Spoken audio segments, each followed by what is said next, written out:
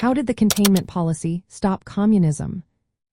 Have you ever wondered how a policy shaped the world during the Cold War? The containment policy was a key strategy developed by the United States to stop the spread of communism. This approach aimed to prevent communist influence from expanding beyond its existing borders, particularly from the Soviet Union and its allies. Instead of trying to eliminate communism where it already existed, the focus was on stopping its growth. The containment policy led to the United States getting involved in several proxy wars. These were conflicts where the superpowers supported opposing sides without directly fighting each other. The Korean War, the Vietnam War, and the Soviet-Afghan War are notable examples of this strategy in action. In the Korean War, which lasted from 1950 to 1953, North Korea invaded South Korea. North Korea had the backing of the Soviet Union and China. In response, the United States and United Nations forces intervened to protect South Korea. This military action helped maintain South Korea as a non-communist state.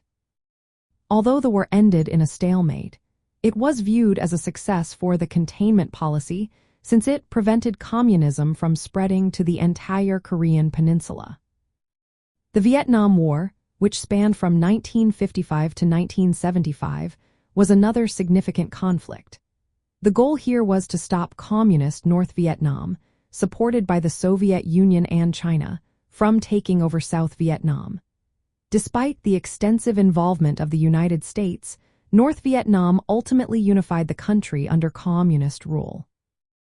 This outcome highlighted the challenges of the containment policy in certain situations, but it also reflected the intense global struggle for ideological influence. Then came the Soviet-Afghan War, which lasted from 1979 to 1989. In this conflict, the United States provided support to Afghan Mujahideen fighters who were resisting the Soviet-backed communist government. This proxy war drained Soviet resources and contributed to the eventual decline of Soviet influence in the region. From the perspective of the United States, this was seen as a success of the containment policy. From the viewpoint of communist nations, the containment policy was seen as an aggressive attempt by capitalist powers to restrict the natural growth of communism.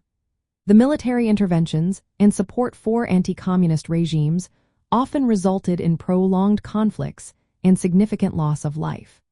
These proxy wars were viewed as efforts to suppress movements that sought to create egalitarian societies.